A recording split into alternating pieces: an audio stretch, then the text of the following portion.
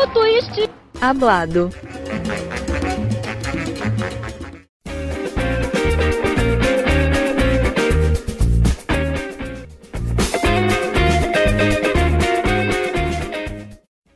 Boa noite, fãs de ginástica. Estamos aqui com mais um episódio. Estou mandando um abraço.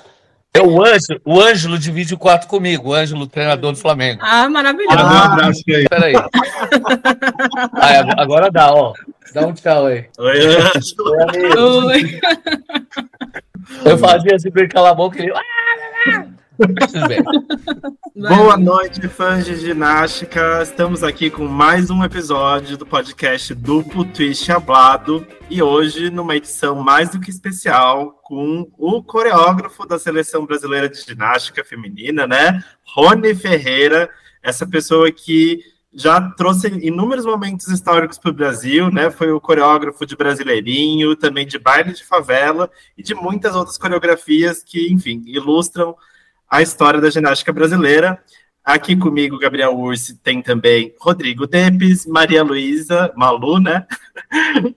Gabriel Lincoln e o Bruno Canto. Boa noite, pessoal. Boa noite. Boa noite. Então aqui, Rony, seja muito bem-vindo ao nosso podcast, é uma honra ter você aqui com a gente. Vamos começar com uma pergunta que a gente sempre faz para os nossos convidados, que é: como que a ginástica apareceu na sua vida? Bom, eu fui ginasta, né, dos 7 aos 25 anos, eu fiquei 13 anos fazendo ginástica, e eu entrei na ginástica meio que por acaso, assim, porque eu sou o quarto filho de 5 filhos da minha mãe, né, do meu pai, e eu era muito arteiro em casa, meus pais iam trabalhar, meus irmãos iam para a escola, e eu tinha que ficar com a minha avó, que cuidava do meu irmãozinho menor. E eu, coitada da minha avó, eu infernizava a vida dela. Pra você ter uma ideia, uma vez eu taquei fogo na casa até, brincando de arco e flecha, assim, sabe? E aí, toda noite que meu pai e minha mãe chegavam em casa, putz, eu apanhava, porque sempre tinha feito uma arte, né? Aí eu conseguia um cunhado meu, que na época era namorado da minha irmã, era professor de educação física e dava aula de natação num centro de uma praça em Curitiba, eu sou de Curitiba, né?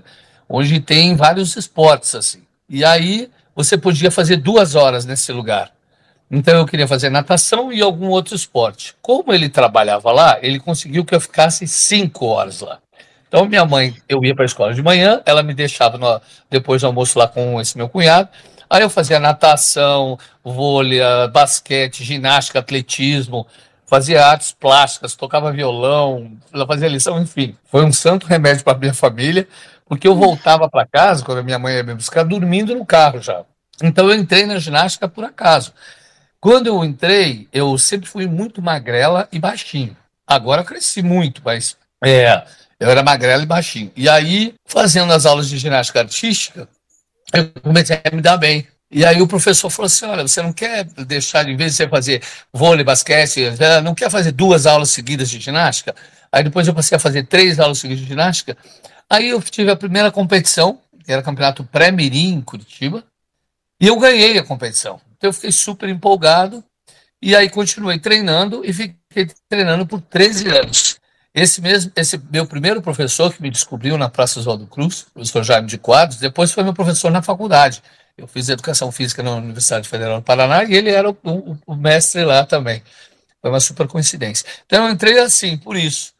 E aí, durante a minha vida de ginasta, eu sempre tive facilidade para música e movimento. Assim. Eu nunca fiz balé na vida, não fiz nada de dança até essa época.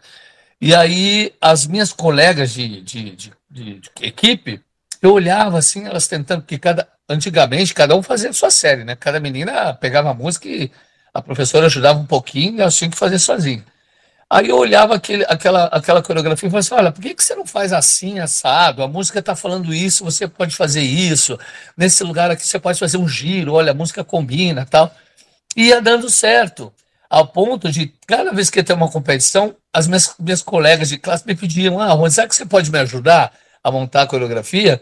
E foi assim que eu comecei, ajudando as minhas colegas de equipe. E nesse processo aí, então você foi fazer educação física e você chegou a ser treinador também, né? Hoje você é coreógrafo, mas você também teve uma trajetória como treinador de Não, ginástica. eu sou treinador até hoje do Ah, Serginho, né, hoje? onde eu sou presidente, né? Ah, Eu sou presidente do Centro de Excelência de Ginástica e sou treinador também lá. É que as pessoas só me conheceram quando eu estava na seleção como coreógrafo. Mas na primeira Olimpíada que eu fui de treinador, que foi em Sydney. Que eu levei a Camila Comin, que era minha ginasta, e a Daniela Hipólito. Fui eu e a Irina, de treinadores. E eu, até hoje, eu continuo como treinador de ginástica. Só que como eu tenho outras funções agora, como presidente e como coreógrafo da seleção, e também eu sou expert da FIG, né, da Federação Internacional de Ginástica. Então eu viajo muito para dar cursos de coreografia. Então eu não posso ser efetivo dentro do ginásio, mas toda vez que eu estou, ou em Curitiba ou aqui no Rio de Janeiro, eu atuo também como treinador. olha Nesse só, sentido. É. muitos talentos. E Rony, como que você aprendeu a ser treinador, né? A gente sabe que muitas vezes isso não é ensinado na faculdade de educação física, foi uma coisa que a gente ouviu de muitos outros treinadores. Quem que te Aham. ensinou a ser treinador, ou você foi autodidata? Conta um pouco sobre esse processo pra gente, por favor. Assim, eu fui ginasta há muitos anos, né? 13 anos. Aí, quando eu estava acabando minha carreira de ginasta, eu já estava ajudando na escolinha do meu clube. Então, eu treinava. Meu último treinador foi o Marco Mata, que tem uma academia em Curitiba até hoje, a Spin Fleet, que treina os Masters, né? Agora que tem a competição de Masters, ele sempre ganha os Masters agora.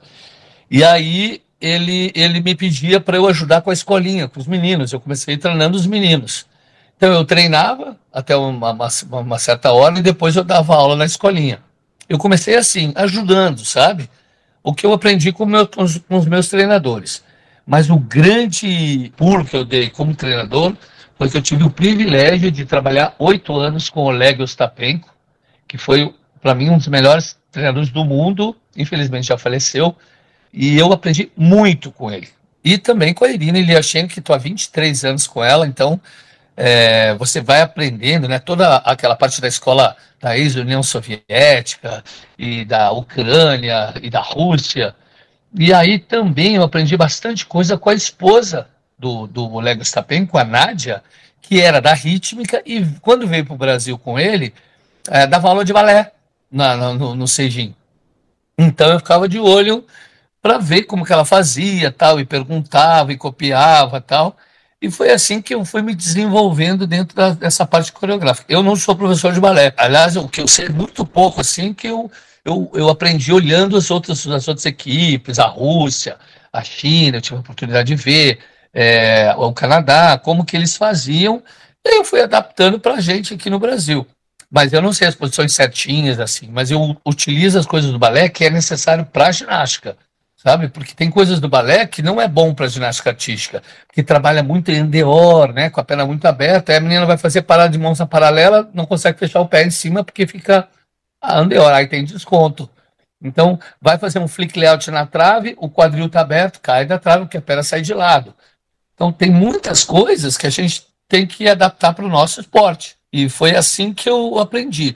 O Lego Stapenko, e depois, claro, eu tive a oportunidade de trabalhar com o Alexandrov e, por último, o Liu Qin, que também é um top. E, Rony, como foi esse processo, né? A gente ouviu você falando como você começou, né, a ser coreógrafo, ajudando as outras ginastas, enfim. Mas como foi esse processo de profissionalização até você chegar na seleção brasileira? Então, aí, em 1990, antigamente não tinha camp assim, de ginástica, juntava todo mundo para fazer a seleção. Era quem ganhasse o Campeonato Brasileiro, pegava os 6 primeiros lugares ali, e essas 6 é que iam representar o Brasil nas competições. Em 1990 foi a primeira vez que uma ginasta minha entrou na seleção. Uma não, 3 entraram. Eu trabalhava na Escola Paranaense de Ginástica com a Eliane Martins e a Vicélia Florenzano, que depois foi presidente da CBG por muitos anos, e a gente tinha uma equipe de ginástica muito boa que foi campeã brasileira na época, em 1990. E aí a gente foi pro campeonato pan-americano de clubes e sul-americano. E para essa equipezinha, que eram 3 ginastas eram nossas e 3 eram de outros clubes. Aí eles me pediram para eu fazer a série dessas outras 3 meninas, para melhorar a série. E foi assim que comecei. Aí eu comecei a fazer a série de toda a seleção. Nos outros anos seguintes, quando alguém estava na seleção que estava com a série meio ruinzinha, a comissão técnica da CBG pedia para eu dar uma ajeitada, uma arrumada, ou dar uma ideia para fazer a série da menina. E foi assim que começou, por acaso. Não tive nada de muito estudo, assim. Aí, com o passar do tempo, eu comecei a prestar atenção nas equipes que eram top, assim, no mundo. Rússia, Bulgária, Ucrânia, Estados Unidos bem depois, né? Porque mais essa pessoal lá da Europa e a Ásia. E comecei a prestar atenção nos Estados Unidos até hoje estão caminhando aí, né? Tentando melhorar o artista, porque a coisa lá é bem complicada, mas enfim. Exatamente, eles são muito fortes na parte acrobática, né? Mas a parte de artística deixa muito a desejar ainda, né? E aí eu comecei desse jeito, observando os outros, e aí eu tive a felicidade de trabalhar com a Dai, né, com a Daiane dos Santos, e depois que eu fiz a coreografia do Brasileirinho, a FIG, a Federação Internacional de Ginástica, veio para o Brasil e ia ter aqui uma academia de ginástica, e me perguntaram como que eu trabalho, como que eu cheguei naquele processo ali da série dela. E aí eu comecei a explicar, a treinadora que veio era Nelly Kim, muito famosa ela também, e ela é o vice-presidente da FIG agora, né, mas ela era presidente do comitê técnico na época. Daí eu expliquei mais ou menos como é que eu trabalho, daí ela falou assim, você tem como descrever isso? Descrever de que forma você trabalhou, de que forma você pensou, né, tudo isso? Descrevi tudo certinho, fiz um trabalho enorme e mandei para a FIG. Aí alguns meses depois eu recebi um convite para explicar aquilo num curso de treinadores que foi na Austrália. Aí, nossa, eu me apavorei, porque tinha que ser em inglês, né? Tinha que traduzir tudo, o negócio. E foi assim que eu comecei a estudar mesmo essa parte de ginástica, sabe? E aí eu entrei para o grupo de experts da FIG e eu dou o curso até hoje, já desde aquela época, assim, mais de 13 anos dando aulas para treinadores. É interessante você falar, né, o quanto essa coreografia da Daiane, o Brasileirinho, foi emblemática não só para sua carreira, não só para a Daiane, não só para a ginástica brasileira, mas para a ginástica mundial também, né? Porque desde o Brasileirinho a gente tem uma diferença em como as coreografias são construídas hoje em dia. Eu acho que pode ter sido um marco para deixar um pouco daquelas coreografias clássicas para trás e trazer uma coisa mais moderna. Exatamente isso. Você sabe que, na verdade, a coreografia que ela ganhou mundial foi antes do Brasileirinho, né? Que eu fiz a música Para los Rumbeiros, que eram uns batuques, assim.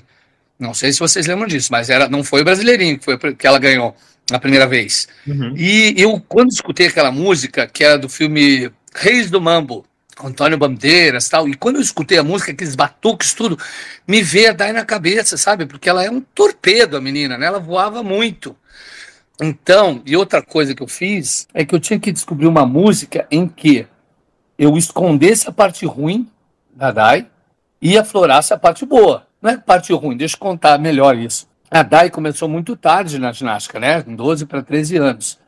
E você sabe que as meninas entram agora com 4, 5 anos e até os 7, 8, 9, 10 anos elas fazem balé clássico junto no clube, né?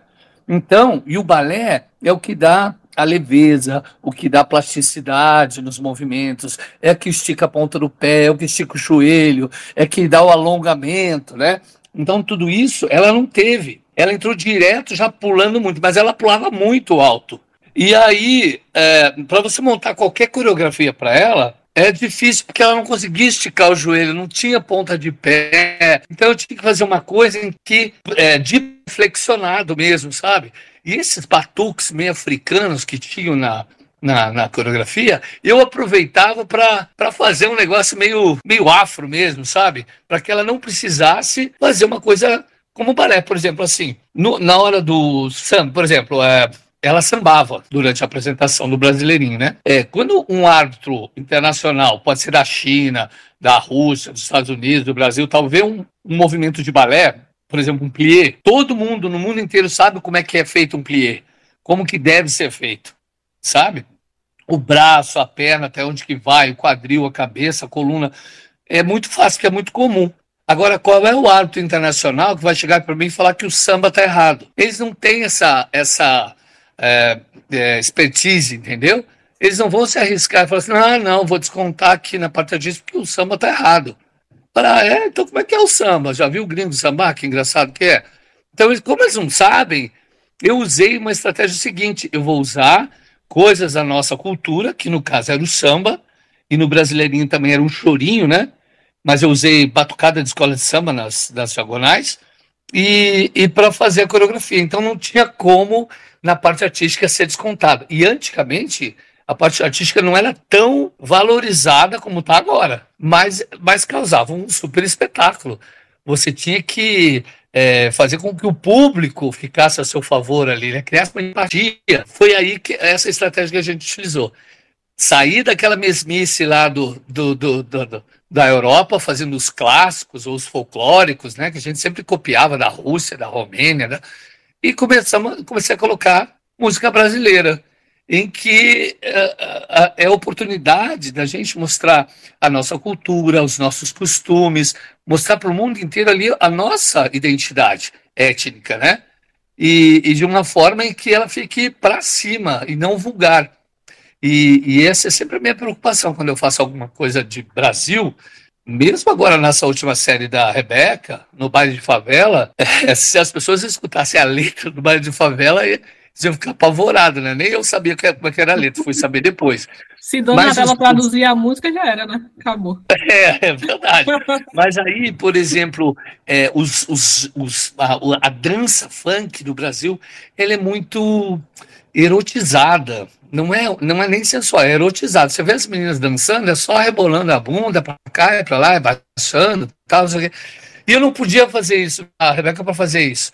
Eu queria que ela mostrasse a sensualidade da mulher brasileira, o rebolado, o gingado, tudo, mas sem ser vulgar. Então essa é a grande preocupação que eu tenho quando faço a coreografia, sabe? Porque é uma preocupação, porque talvez os outros países lá nórdicos não entendam a nossa cultura e nos julguem de forma diferente. E o árbitro tem hábitos de tudo quanto é país, né? E você tem que agradar todo mundo. Então é legal que você faça uma coisa em que você mostre um pouco da sua cultura, mas sem exagerar muito, né? Para não cair no risco de ser descontado por algum gesto obsceno ou qualquer coisa assim, que tem no código isso, né? Gestos obscenos, mímicas, essas coisas não podem. Uhum. Falar ainda sobre Brasileirinho, não só Brasileirinho, né? Essa música anterior que você fez, era um risco também, né? Você fazer isso. Imagino que vocês estavam ali, será que vai dar certo? Queria saber o que vocês pensaram, assim, nessa hora de tomar essa decisão. Era, vamos pro tudo ou nada? E se chegou a ter alguma reação negativa? Chegou a ter resistência? Porque a gente sabe que, enfim, a Dai era uma das poucas ginastas negras naquela época também, e eu acho que tinha muita coisa em jogo culturalmente ali, e vocês foram muito corajosos, e que bom que foram, né? Mas você sabe que eu gosto de me arriscar. Eu gosto de me arriscar, porque eu acho que a gente tem que ser um pouco da mesmice, entendeu? Porque se tem duas pessoas fazendo uma série parecida, assim, aquela que faz a acrobacia mais difícil vai ganhar. Mas se você faz uma coisa diferente, que não dá para comparar com os outros, que é uma coisa única, o arbitragem fica em dúvida. Ela fica assim, nossa, mas que diferente isso, né? E a gente, na época, eu tive carta branca para fazer isso, e também fiz na cabeça da Adriana, que é a treinadora dela, né, do União, super minha amiga, e falei, Adri, vai dar certo, porque veja como combina com ela, esses batuques, vamos fazer uma coisa meio africana, meio brasileira e tal, e ela é negra, eu acho que tem tudo a ver, e tem quantas pessoas que vão se identificar com ela, né, de estar lá fazendo e brilhando daquele jeito. Então eu acreditei que aquilo ia contagiar o público, e realmente contagiou. Foi uma coisa incrível, assim, indescritível. E outra coisa que eu me arrisquei foi na última coreografia do anterior, do baile de favela, eu coloquei, a música mesmo era Toccata e Fuga de Bach, Johann Sebastian Bach. Só que todo mundo só fala dos 30 segundos do baile de favela, que era o final da série. Quando eu quis fazer Bach, eu queria mostrar para o mundo que a Rebeca era capaz de interpretar um clássico, porque ela pode fazer isso. E eu queria mostrar de uma forma diferente, não como um balézinho, assim, mas que fosse uma coisa forte, cultural, sabe? E quando a gente começou a fazer a série, até foi engraçado, porque escolheu ela mesmo, foi essa última da Beyoncé com a Anitta. Porque até então, todas as outras músicas das meninas eu faço surpresa.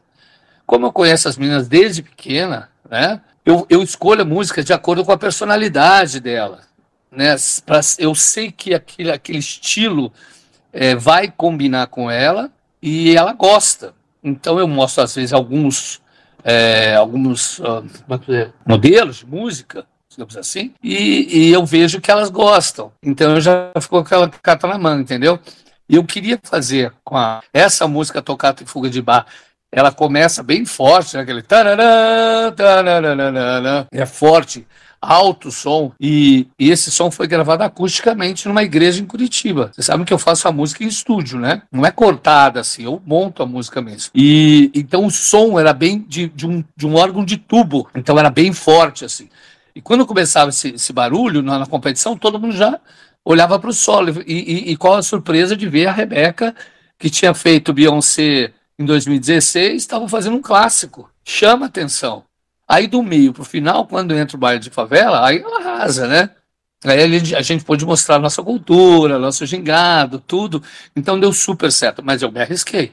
Mesmo quando eu fui fazer a música, o próprio maestro, o maestro Misael, falou que não ia dar certo, a música juntar o clássico com o funk. Eu falei, não, vai dar certo sim, vamos arriscar, eu acho que tem tudo a ver, vai dar um choque na hora, de repente vai dar uma virada, entendeu? Vai ficar animado, eu acho que dá certo. E aí ele falou que teve que mudar o tom da música, ele teve que estudar a música erudita de novo para poder tocar. Foi super legal e a gente conseguiu fazer essa coreografia bem entrosada, assim, né? Que deu certo. Aí essa última coreografia, a Rebeca, eu cheguei para ela, Rebeca, o que você quer fazer? Né? Ela já foi campeã olímpica, foi campeã mundial. Eu falei, o que você quer fazer lá? Não sei. Ela demorou muito para escolher a música. Eu falei para ela, o que você gosta, né? Me mandam músicas, assim. Aí ela tinha me mandado da Beyoncé, mandou da Anitta, mandou da Isa, e algumas coisas ela mandou assim para mim, e a gente começou a escolher. Aí ela começou, eu falei assim, dessas músicas aqui, quais os trechos que você gosta? Aí ela foi escolhendo, ela mesma, eu gosto disso, eu gosto desse, essa batida eu gosto mais, isso e aquilo, e daí um produtor, o Andy, que é o cara que fez a música, ele começou a juntar as partes. E dessa vez ela escolheu tudo, como ela queria, que música que ia entrar, ali, aqui. E eu só tinha pedido para colocar um pouco trechinho do baile de favela no final para lembrar do sucesso que foi anteriormente. E foi assim que montou. Então foi a primeira vez que ela escolheu a própria música. Escolhi, inclusive, os pedaços. E na parte coreográfica, então, ela arrasava, assim, porque eu chegava no coisa, tinha um pedaço que ela já tinha feito, uma dancinha que ela já tinha feito ela mesma, sabe? Só tive que corrigir uma coisa ou outra, o braço. Ela foi muito, muito, muito boa nessa última. E como que é, assim, no geral, não só das coreografias da Rebeca, mas de todas as meninas da seleção, como que é o processo de escolha da música e o processo criativo para fazer a coreografia em si? E só acrescentando nessa pergunta, como que estudar o código influencia nisso, porque eu sei o quão necessário é atualmente na ginástica, principalmente, você conhecer o código para formar coreografias, né? Porque tem muitas questões de artístico, descontos de artístico, de composição, enfim. Sim. Então, dessa parte do código, eu tenho uma certa vantagem que, como eu sou expert da FIG, eu recebo as coisas antes, né? Quando eles vão começar a mandar para o mundo inteiro, eles passam para a gente corrigir aquilo, então eu já sei mais ou menos o que vai acontecer. Então eu já começo a trabalhar antes. Essa é a vantagem. As regras que mudam, né? Por exemplo, nos cantos, cada canto tem que ser diferente. Uma coreografia não pode terminar com a música na última diagonal, a terminar e a menina está em pé. Ela tem que dançar algum pedaço, ou ela tem que mudar de plano, se abaixar, se jogar no chão. Então tem algumas regrinhas que mudaram, sabe? E como eu recebo isso antes, eu já tenho facilidade para trabalhar. E eu conheço código de ponta cabeça, né? E já fui árbitro, inclusive, de ginástica. E então, sempre você tem que ficar estudando as regras para não perder ponto, né? Isso é bem... E agora, na parte artística, os árbitros têm uma tabelinha, não sei se vocês sabem disso, tem uma tabelinha, eles vão ticando as coisas, assim, falta de foco, música em movimento, falta de interação com o público, falta disso, e daí ela vai ticando, e pode perder até 1,40 ponto, é muita coisa, de ticar assim, sabe, para eles lembrarem, eles vão vendo, não teve isso, faltou isso, faltou aquilo, e vai ticando. Então, a gente tem que prestar atenção. Então, quando eu vou montar a coreografia, eu pego essa veja se tem tudo também, né? Pra gente não correr o risco. Qual era a outra pergunta mesmo? Processo. Então, o processo de escolha da música, como eu disse para vocês, é de acordo com a menina, né? Com a cor da idade, com o tamanho dela, a morfologia, com a personalidade. Eu não posso pegar uma menina que seja tímida e colocar uma música que ela tem que sorrir, mandar beijo, né, rebolar, porque ela não vai conseguir fazer bem isso. E eu tenho que arrumar uma música que ajude a ginasta e não atrapalhe, né? Eu tenho que fazer um espetáculo daquilo. Então, se a menina é muito tímida, eu escolho um tango, um flamenco, um clássico, uma coisa que seja com a cara meio fechada, que ela não precise sorrir muito. E tem menina que faz a série com cara de paisagem mesmo, né? Parece que ela está tomando uma sopa no restaurante, não faz expressão nenhuma. Igual certas campeãs olímpicas aí, mas assim, né? Quem sou eu para julgar? Pois é. A outra, se ela é muito expressiva, aí você, puxa, extrovertida, você pode fazer 1000 coisas aí. Então, conforme a menina se apresenta na hora, para mim, eu escolho de acordo com tudo isso, esses critérios, né? O corpo, o tipo físico, a idade, música muito sensual para uma criança de 12 anos. Ela pode ser uma anã fazendo ginástica, né? Porque é baixinha e é muito... Assim, criança tem que fazer música de criança, entendeu? E adulto tem que fazer música de adulto. E agora, com essa parte de acrobacias muito difíceis, as adultas tendem a fazer coreografias um pouquinho mais lentas, de músicas lentas, mais clássicas, assim. Então, eu digo, até os 16 anos você pode pular muito. Pula, saltita, não sei o quê. Como aquelas meninas lá, as Gadirova, né? Vai pular tanto assim na série. Nossa, as meninas não paravam. Mas depois de uma certa idade não dá mais. Porque a idade pesa também.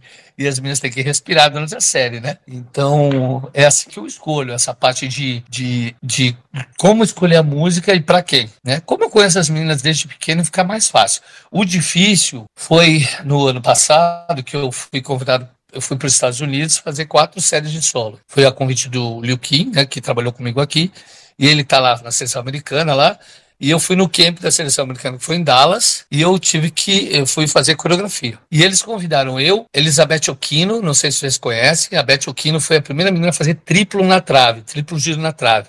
Uma ginasta americana, que também é coreógrafa agora, e a Tunzi é uma ginasta da Hungria, que competia na mesma equipe da Onod. Maravilhosa essa menina, maravilhosa, baixinha, magrinha, assim, super flexível e tal. E nós 3 somos os convidados para fazer a coreografia. Quando chegou lá, assim, tinha umas 20 e poucas meninas na nossa frente, assim, e a verdadeiro significado da palavra tanto faz, porque todas eram boas. Quando me chamaram, eu pensei que eu ia fazer coreografia das tops, né, que tinham competido. A Sunisa Lee, a Didi Carey, queria pegar a própria Simone Biles e tal. Quando cheguei lá, essas meninas tudo estavam na universidade. Passaram pro esse campeonato universitário que tem lá, sabe? Era um monte de menina nova. Aí eles escolheram você com ele, você com ele. Então, para mim foi uma coisa difícil, porque eu não conhecia as meninas. Eu conhecia 1 ou 2 ali que eu tinha visto no campeonato mundial, que foi na Hungria, acho que foi isso. Que foi o campeonato juvenil, mundial juvenil que teve. E aí algumas meninas dessas já estavam adultas. A Sky, que é do Liu Kim, foi a de cello. Madry, tinha uma chamava Madry, que e tinha a Sydney Barrows também. Isso, a Sydney. E aí, quando chegou lá, eles me escolheram, eles me aqui tá o pendrive e aqui estão as músicas e manda ver aí. Eu não sabia nem se a menina era clássica, se ela era contemporânea, se ela sabia dançar. Tinha uma que chamava Every, ela é tão tímida que ela não me olhava nos olhos, uma ruivinha assim, super boa de trave ela. Então é difícil de você tirar alguma coisa, um sentimento da pessoa que ela é muito envergonhada. E aí eles me falaram assim, olha, essas são as músicas, aí tinha algumas opções, aí do primeiro dia, da primeira conversa que eu tive com elas, eu consegui tirar alguma coisa ali, né? Eu tive muita sorte de uma das meninas, que é a Connor, que é a menina boa dos Estados Unidos, e ela escolheu Tico Tico no Fubá. E eu já tinha feito essa série para Flávia, para ir para os Jogos Olímpicos, né? Que ia ser no Japão, que acabou não dando certo e a gente teve que trocar. E aí eu já fiquei mais aliviada porque eu já tinha domínio daquela área ali. E a menina é negra, então foi mais fácil trabalhar com ela, dar uma identidade brasileira para ela. E foi muito bom. Ela até ganhou um campeonato em Jesolo, a Connor. E agora está na universidade também, né? Ela foi campeã nacional dos Estados Unidos no ano que a Amazon competiu. Exatamente. Então foi muito bom para mim isso. E aí a Madrai fez uma música russa, cigana, que daí quando eu cheguei no hotel, eu peguei a música e fiquei vendo vídeos, que era uma música folclórica cigana, russa, para saber os movimentos que as russas faziam lá, para tentar colocar na série dela. E deu certo isso. E a outra menina, Avery, ela fez com Bella Ciao. E eu tinha feito Bella Ciao para Josiane Calisto no Brasil, né? Então, uma outra versão diferente, mas eu já tinha melodia, já sabia como era, já sabia os passos, tudo. Então, essas coisas eu tive sorte. E você sabe que é tão importante a gente saber a personalidade da menina, ou se ela é capaz de fazer ou não, porque você veja, essa menina Tunzi, que era a treinadora da Hungria, ela era maravilhosa. Ela criou uma série para a menina linda, mas ela fazendo, entendeu? Eu não faço série, né? Eu tento tirar o que tem de melhor no corpo da menina, não no meu corpo. E ela fez ao contrário, ela fazendo ficava linda, só que ela pegou uma menina meio Jade Carey, assim, sabe, meio troncudinha, meio sem graça, assim, a menina não conseguia fazer essas olas todas que ela criava, e a menina começou a ficar nervosa, e as outras do ginásio davam risada dela, aí travou tudo, né? Então isso tem que tomar cuidado. Se ela soubesse da personalidade da menina, das dificuldades que ela tem de movimento, ela não teria feito uma coisa tão ondulada, né? E também teria trocado de música. Só que isso você tem que ter muita intimidade com a menina para dar certo, sabe? Toda vez que me chamam agora para fora, eu peço antes, me mande um vídeo da menina, e me manda a música, para saber se combina. E eu dou a minha opinião. Eu acho que ela não é capaz de fazer essa série tão bem se fosse tal música. Eu dou uma dica, assim, né? Se fosse um tango, se fosse um flamenco, por exemplo.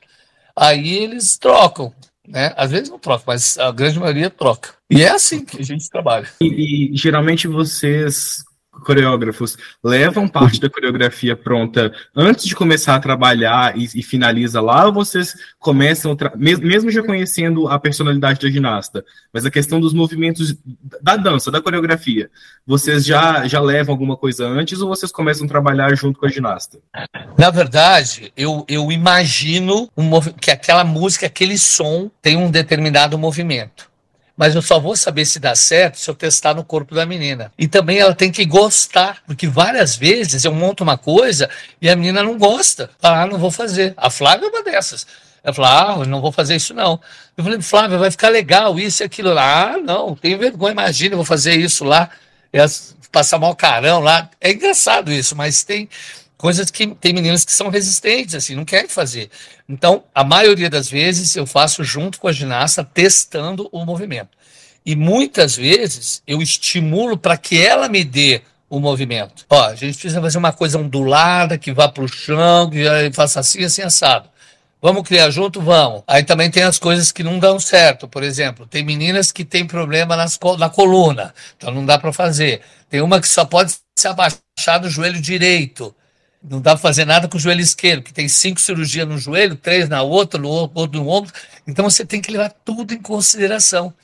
Você tem que pensar cada coisa que facilite para a menina. Hoje mesmo eu estava no treino, eu tive que modificar uma parte da série da Caroline Pedro, que não dava certo porque ela não podia ajoelhar com o joelho direito. Eu tive que virar ela de lado, trocar, rolar, para dar certo para ela entrar no giro cossaco, sem que ninguém percebesse que ela não apoia o joelho direito, porque está machucado, ela não consegue fazer.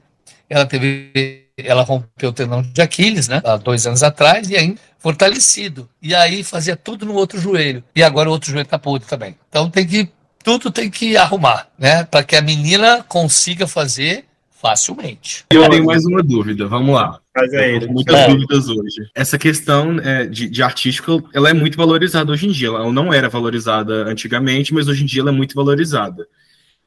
A gente vê muita dificuldade de algumas meninas para performar bem o artístico, como, por exemplo, a Jade Carey, né, a campeã olímpica. A minha dúvida tem jeito de resolver essa falta de expressividade dela, ou é uma coisa que não tem como? Você pode até tentar mascarar um pouquinho ali, mas ela nunca vai ser uma menina expressiva. Bom, essa parte de expressão, ela você nasce com ela, mas a gente pode trabalhar para você melhorar. A Jade Carey melhorou muito, se vocês olharam a última competição dela, ela melhorou muito. Existem técnicas que a gente aplica para que a menina comece a se soltar mais, você tem que dar, por exemplo, eu falo para elas que não é elas que vão fazer a coreografia, é um personagem que ela está incorporando na hora ali, e esse personagem é que vai se expressar, não é ela. Então, parece que para elas dar uma certa máscara, sabe? Elas não ficam nervosas, o que as pessoas vão falar dela, porque ela não é ela ali, é um personagem.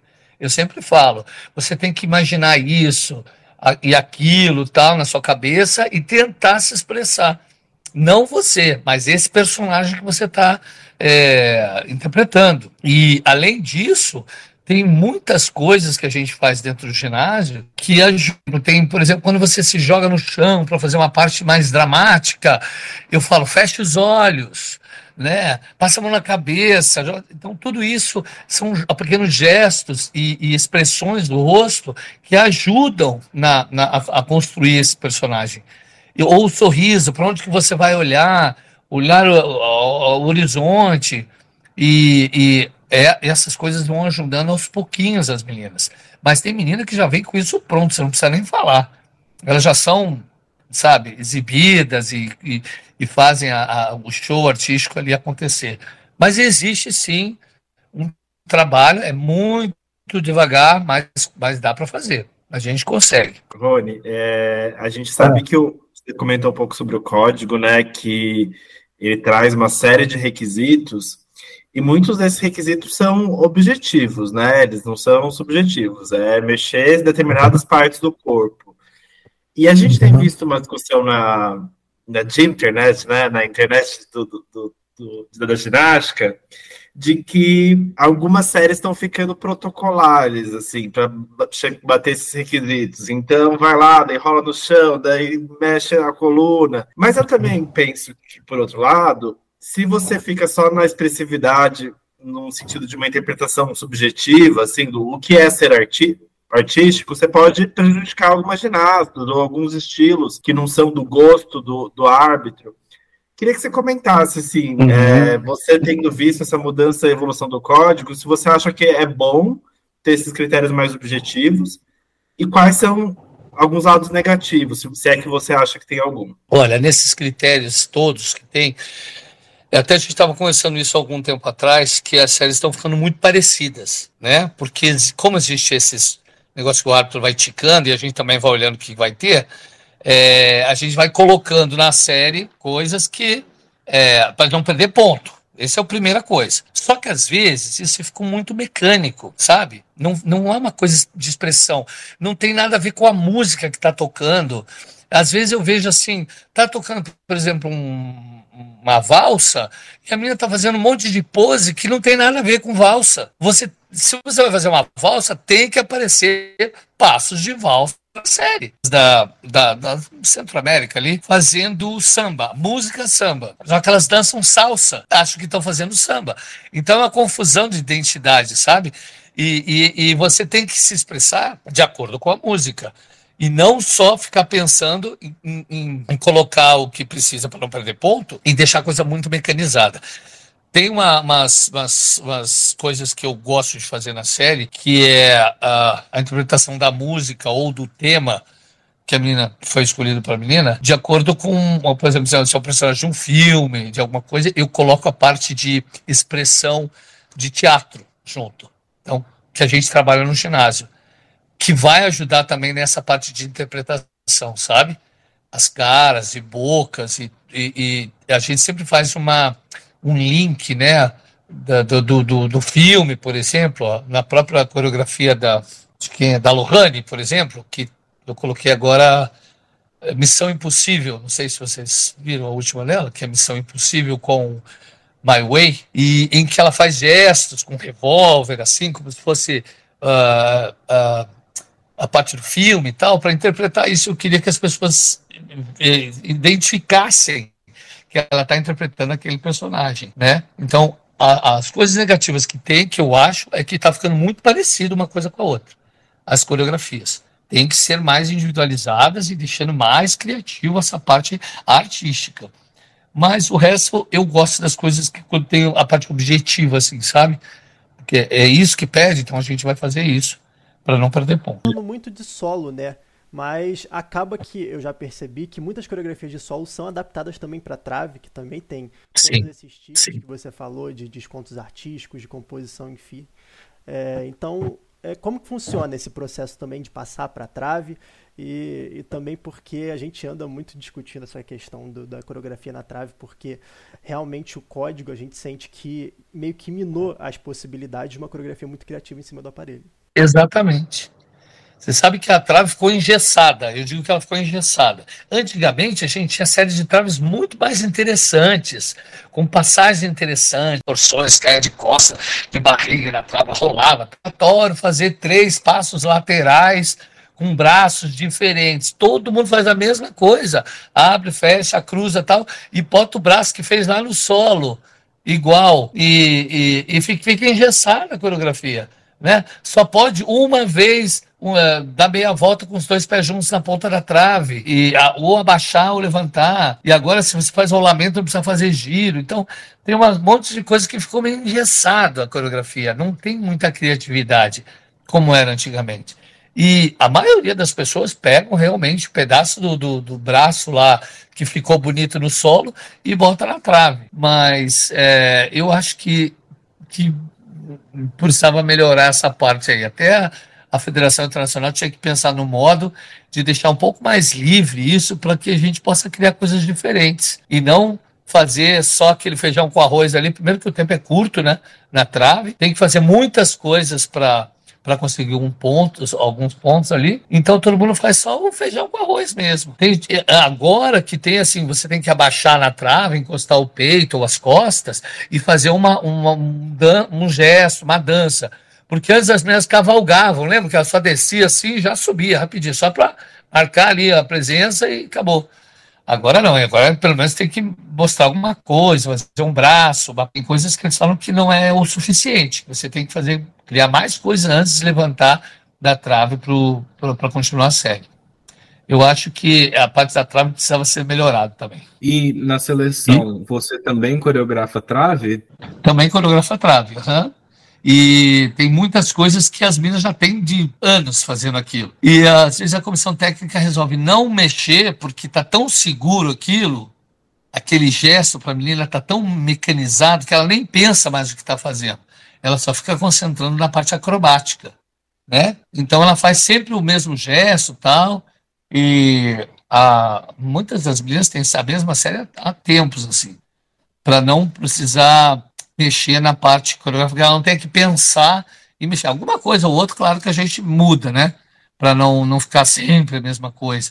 E às vezes, quando ela aprende um exercício novo, que eu tenho que trocar, né? A menina entrava de, por exemplo, rondada layout, agora ela entra de flick no meio da trave.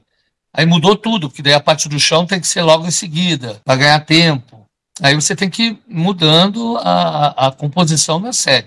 Às vezes aprende um salto novo, uma saída nova, tal, daí você vai mudando de acordo com o que vai aparecendo, né? E verificando o que dá mais pontos ou não ali na trave. E a trave é um pouquinho mais chatinho de fazer, sabia? Eu gosto mais de fazer solo. Porque não tem muita... Você não pode criar muito, sabe? Os braços são sempre os mesmos e sempre giram, flexionam e tal. E às vezes eu quero botar alguma coluna, mas aí as minhas se desequilibram, porque você jogar a cabeça para trás e voltar na trave é uma coisa séria, né? Porque você perde o campo visual, né? Por isso que os saltos com o pé na cabeça são muito valorizados, porque você perde o contato visual da trave. E na coreografia, também às vezes eu quero fazer, a Irina fala, não bota isso porque ela vai desequilibrar, a gente vai perder ponto à toa. Ela já me tesoura lá. A Irina me tesoura um monte de coisa. Ela fala assim, não, isso não. É engraçado até. E Rony, já que você falou que você gosta muito de coreografar solo, a gente vai ter algumas perguntas aqui finais, e uma delas, a gente, né, registrar aí sua história até esse momento, né, que ainda tem muita coisa para rolar. Qual que foi a sua coreografia preferida de fazer? Puxa! Saia justa, hein?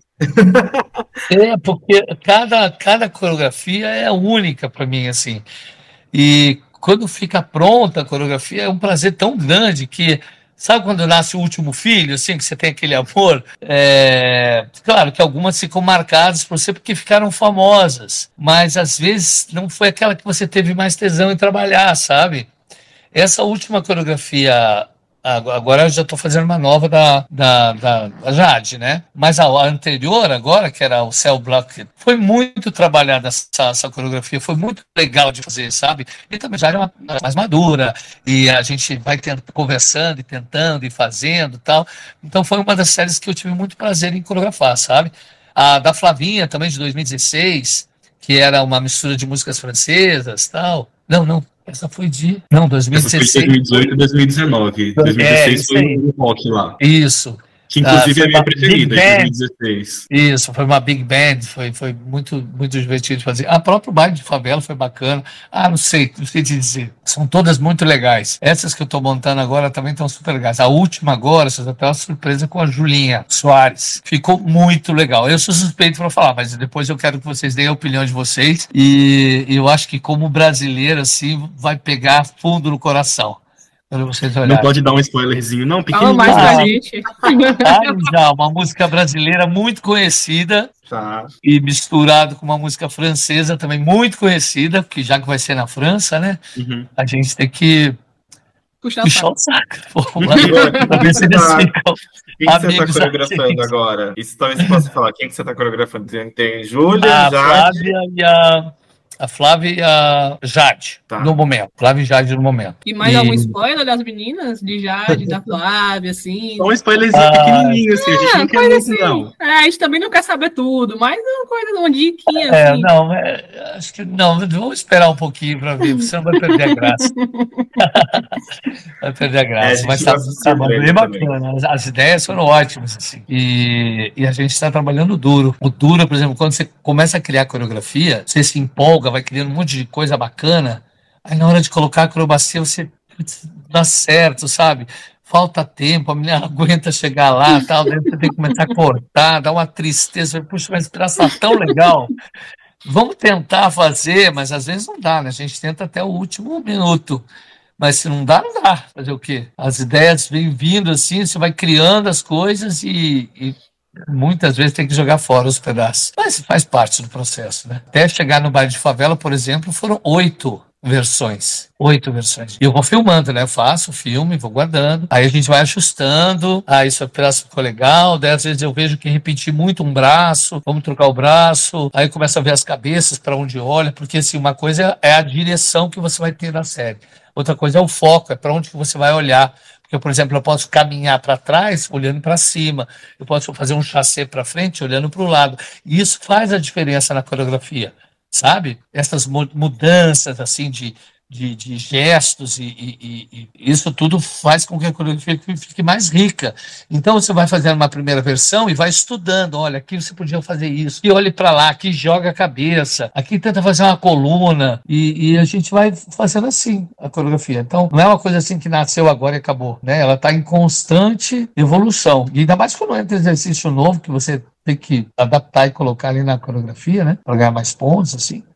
Aí também modifica tudo. O tempo também da coreografia modifica, né? Às vezes você tem que colocar você tem que adiantar uma acrobacia porque a menina precisa fazer quando está menos cansada. Aí também dá um truque na música, você vai ter que refazer essa coreografia depois. É meio complicadinho, assim, mas é bacana.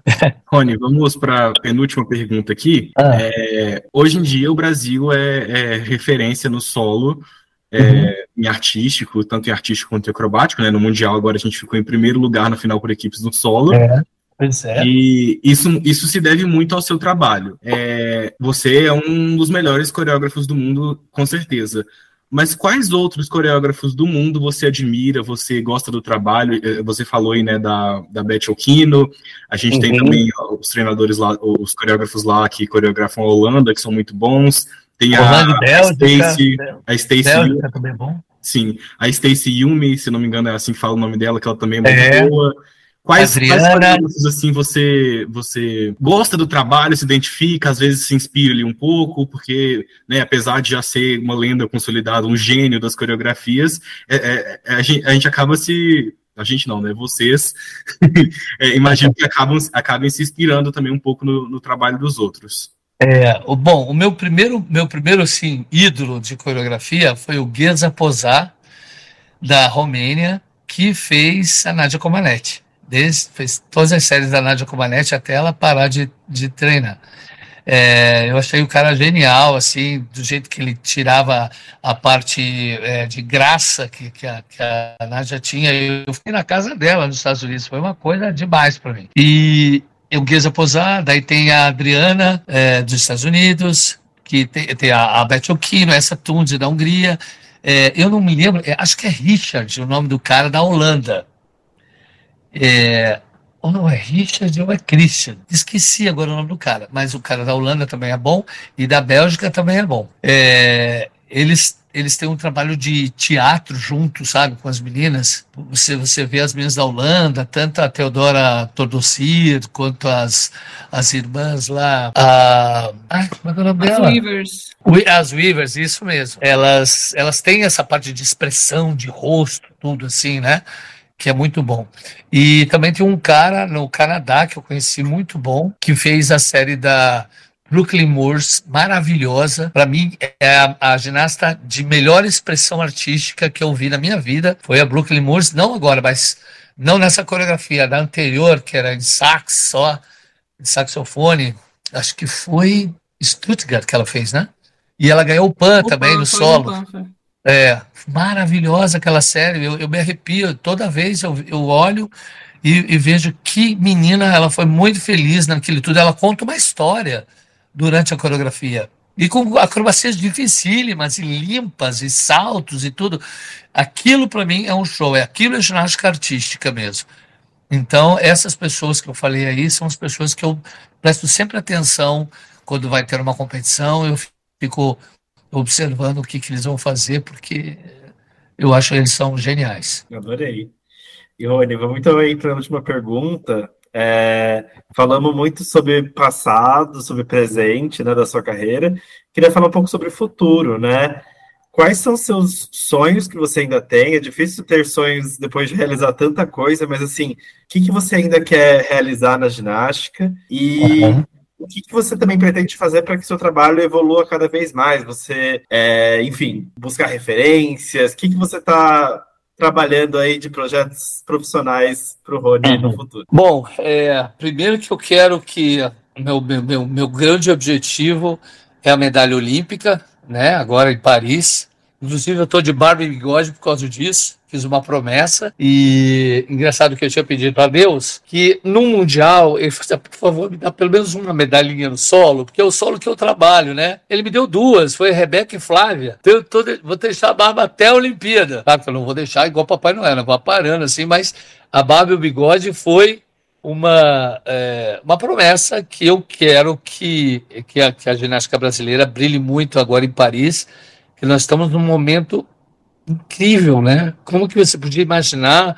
Nem nos meus melhores sonhos, assim, eu imaginava que a gente chegar tão longe. A gente é o segundo do mundo, gente. Isso porque tem a Simone Biles lá, porque se não tivesse a gente era primeiro, porque a menina é do outro planeta, né? E ela ajuda muito. Mas para a gente chegar nesse ponto, a gente trabalhou muito duro, a gente mereceu mesmo, sabe? E eu fiquei tão feliz de estar fazendo parte desse processo todo. E na minha parte profissional, agora que eu estou realizando, eu estou dando cursos de ginástica, tanto pela Federação Internacional de Ginástica, pela FIG, nas academias para treinadores do mundo inteiro, quanto nos países que eu sou convidado agora. Por exemplo, acabei de voltar do México, do Chile, depois do camp aqui eu vou para Costa Rica, depois República Dominicana, aí eu vou para Venezuela. Então, todos esses lugares eu estou dando curso para coreógrafos, para treinadores, na verdade. Aprender como começar um processo coreográfico. E eu acredito que tem muita gente boa aí que pode se apaixonar, como eu me apaixonei pela modalidade, e começar a crescer. Você sabe que dentro do ginásio aqui, a Jade é uma menina excepcional para coreografia. Eu estou fazendo a cabeça dela para que ela queira ser coreógrafa da seleção brasileira. Tinha um outro ginasta, coreógrafo aqui, que é o Hélio Coutinho, que era do Flamengo, agora foi embora para os Estados Unidos, que também ele é excelente, né? A gente estava começando como é que eu falo? Eu estava catequizando ele para que ele tomasse corpo, né, nessa parte coreográfica, para crescer, porque quanto mais coreógrafos a gente tiver no país, melhor a nossa ginástica vai ser. E não ter que esperar a menina chegar na seleção brasileira para eu pegar ela ali para fazer alguma coisa. Eu queria que viesse dos clubes já com força total, sabe? Mas já tem muitos clubes que estão de olho nisso, como o Grêmio Náutico União, que está aplicando também essa vontade de ter um coreógrafo lá, traz sempre coreografias bonitas.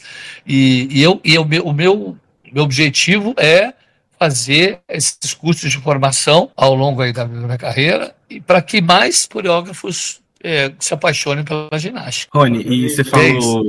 a gente prometeu que tinha sido a última pergunta, mas durante a sua fala eu tive vontade de perguntar mais uma coisa, se você me permite. Claro, você é o coreógrafo da seleção, você cria as coreografias da seleção, mas tem meninas que vêm dos clubes com a coreografia pronta.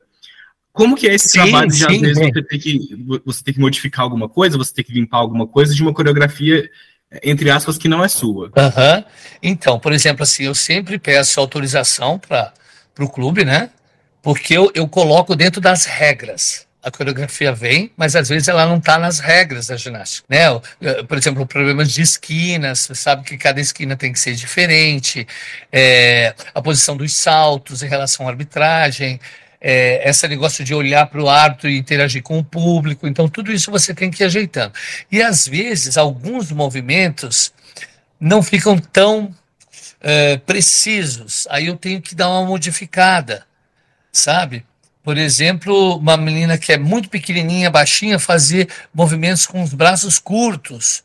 Ninguém vê, tem que ser uma coisa ampla, bem grande, porque as pessoas vejam, porque ela já é baixinha e pequenininha. Então tem que modificar isso, sabe?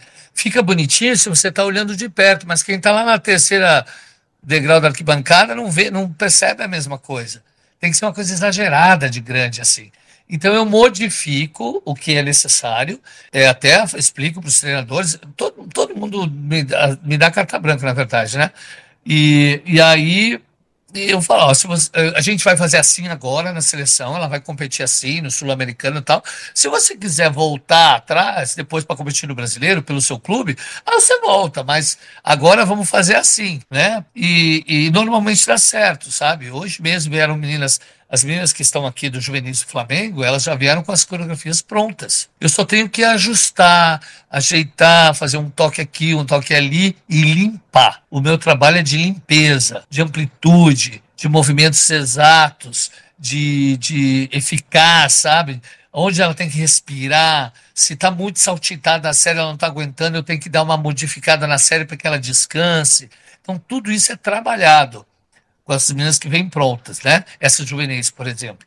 Mas aí no adulto, normalmente eles me pedem, quando eles entram, olha, Rony, precisa mudar a série. Agora mesmo, hoje, a treinadora do Pinheiros me pediu para fazer uma nova série da Gabriela e também da Sofia, que entraram agora na seleção.